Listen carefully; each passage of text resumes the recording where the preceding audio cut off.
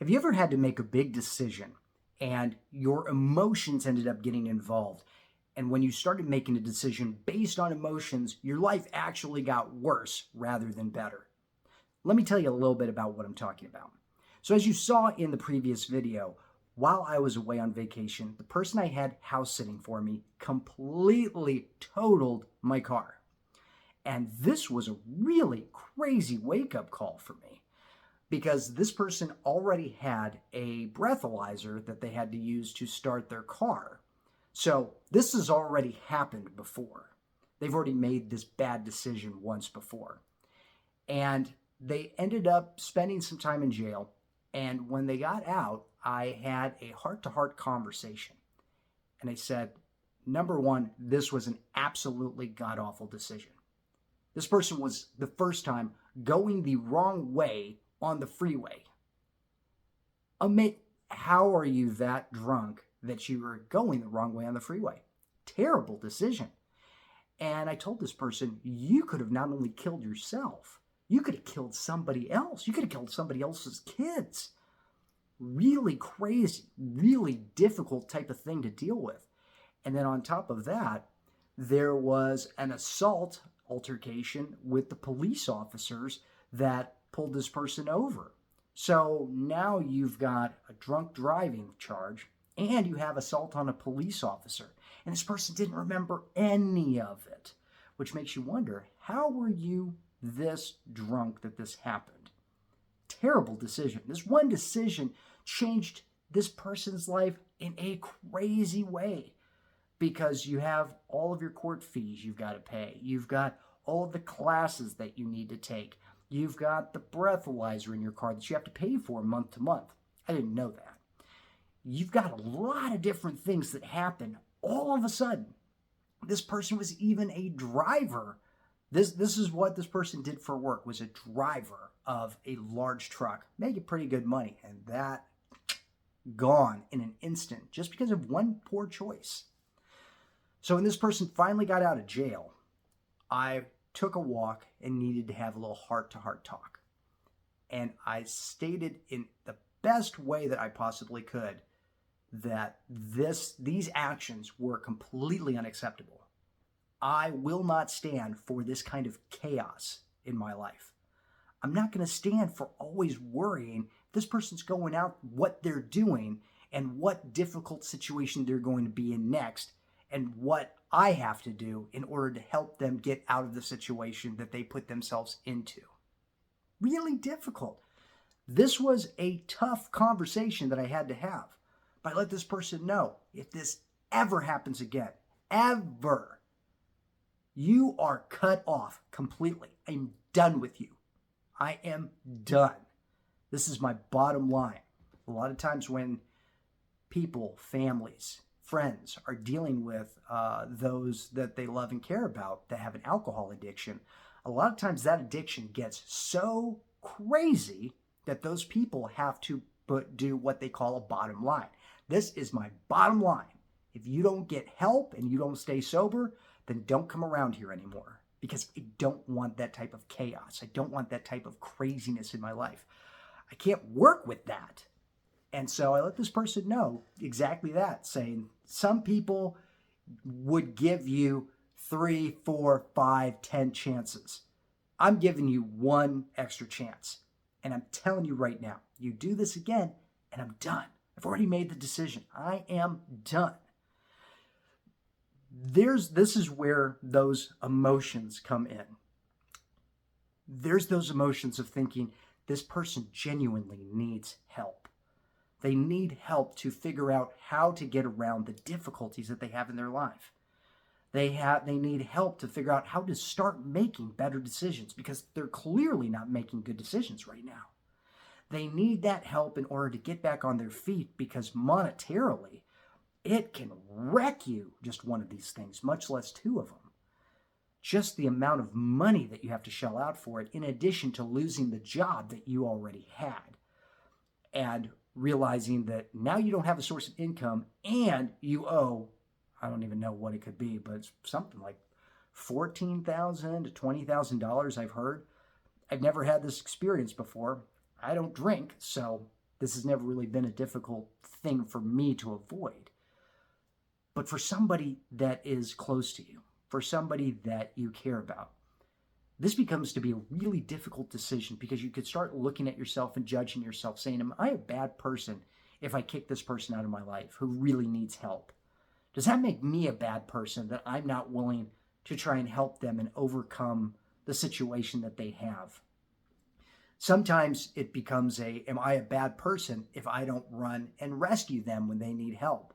They've been put in jail. They need a ride home. They've been put in the hospital. These are highly emotional aspects that come into your mind and make you say, what should I do? Now, here's what I'm going to say on this. When you start making decisions emotionally, you're not thinking logically of what's most likely to happen. Now, clearly, we can't predict everything that's going to happen to us. We can't predict, nor can we control other people's actions and their emotions and what their reactions are. So we have to separate ourselves from that situation. We have to let them know this is on you. Your decisions, your actions, those affect you, not anybody else. That's nobody else's responsibility. It's your responsibility. If you make poor choices, you're going to have to deal with those poor consequences. And that's not always an easy type of thing to have. It's not an easy conversation to have, because you worry, what happens if they go on a binge? What happens if they feel so depressed they just drink themselves to death? And I want to tell you that that is not your responsibility. It's not your responsibility to prop them up. It's their responsibility to take action, to see clarity, and to realize this lifestyle is not working. Now, does that always work? Not at all. This happens routinely, again and again, doing the exact same things and expecting completely different results, all right? I drove drunk this first time, and I got pulled over for driving the wrong way on the freeway. Okay, I'm just going to have to do drunk driving better the next time, and I'll be okay. No, you got to stop doing drunk driving altogether. So this is where we realize that these actions, we're responsible for our own actions, and they're responsible for their own actions. And what we have to understand is, even though this might be a very highly emotional decision that you have to make, it's one that needs to be made, but it needs to be made logically, looking at how is your situation going to change if this happens again. And for me, I said, I want to be able to give you another chance. I want you to clean yourself up. I want you to get in rehab, doing whatever it is that you have to do that's going to work for you to maintain sobriety. And this person got it pretty good for a solid year. It was great. It was like every time I spoke with this person, it said, you're doing fantastic and keep doing what you're doing, because life is so much better when you're not drinking than when you are drinking. Because when you are drinking, you make terrible decisions, and decisions that alter your life irreparably. So everything was going well for a year, and unfortunately, something happened. And what happened, I don't know what. But something happened, and he made a poor choice again. This was a very difficult situation for me to deal with, because now I have to follow through on exactly what I said. And I don't like that I have to. This is a difficult situation for me. But I know that if I give into this again, if there's another chance given, I'm going to see this exact same thing happen again. And I'm not willing to do it. I'm not willing to deal with that chaos. As we're building something together, we need to focus on what we're building. We need to focus on us, on our dreams, on what we're doing. We need to shut out all of those other people that would create chaos, that would keep you from doing what you want to do. How terrible would that be if you looked at it and you said, I could have been whatever. I could have been a great content creator, but every time I was going to make my videos, somebody else had a problem and I had to go solve it for them. I could have been a great coach, but every single time I'm trying to make my schedule, I can't stay consistent because I've got somebody else doing crazy things and then needing my help to get them out of it. I could have done whatever. but I couldn't because of somebody else. Because what we have to understand is that other people's decisions are their own. If they're going to take those actions and make those choices, they've got to deal with those consequences by themselves. If it comes to a point that it's going to become an obstacle for you, and even more so a continuous obstacle that you're constantly running into over and over and over again because of somebody else's poor choices, then that becomes your problem because you're responsible for what you do. So if the problem is you keep giving somebody additional chances, even though they keep doing the same things, there has to become a point where you say, I'm done. I'm done. This is a difficult decision. I didn't want to have to make it, but I'm making this decision for me. I'm making this decision for my own sanity. And so I've already made this decision that I'm sticking with my bottom line. This person is cut off completely. And this is a therapeutic video for me because I want to let you see what I'm dealing with currently, in addition to COVID. But I want you to see with what I'm dealing with and what the decisions that I have to make. And I know that this is the decision that's best for myself and my family, because this kind of chaos cannot be. I can't do it. I won't do it. And these are the types of decisions I want you to make too. Making logical, conscious decisions that are aimed at getting you what you want, allowing you to live the life that you want, rather than worrying about everybody else and worrying that you have to take care of their problems, worrying that you have to be their support when they constantly fall down. What choice will you make? I don't know. But I want to tell you that the decisions that you make and the obstacles that present themselves to you, how you deal with those is going to determine where you get to.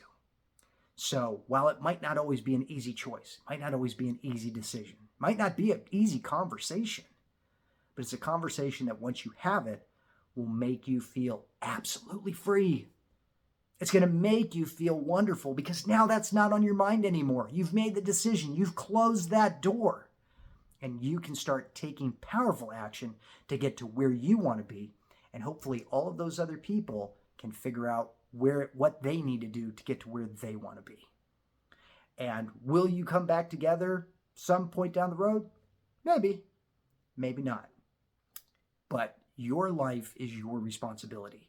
And your success is your responsibility. So I want to leave you with this. The choices that we all make are our own responsibility. We're responsible for whether we're successful or whether we're not. We're responsible for the actions that we take and the decisions that we make. What we're not responsible for are the actions and decisions of other people. Regardless of how emotional it is for you, regardless of how difficult the conversation is, realize that you are not a bad person for sticking to your guns. You're not a bad person for choosing you. You're actually an amazing, unbelievably strong person for choosing you instead of emotionally reacting and letting the same chaos continue over and over again. So, thank you for being here for this video and really listening to my rant here. This has been crazy, and still got that. Can't believe that. It's like the craziest thing. But I'm excited to be able to see you tomorrow. I'm excited that even though I'm feeling absolutely terrible right now, I'm glad to get back in front of you and be able to have these conversations with you. I really missed this, and I'm excited to do this video again for you tomorrow and be here and let's have our conversation again. Even if it's the only thing I do, but I will be here for you, holding you accountable, and I want you to hold me accountable. So I will see you tomorrow, and until then, take action now.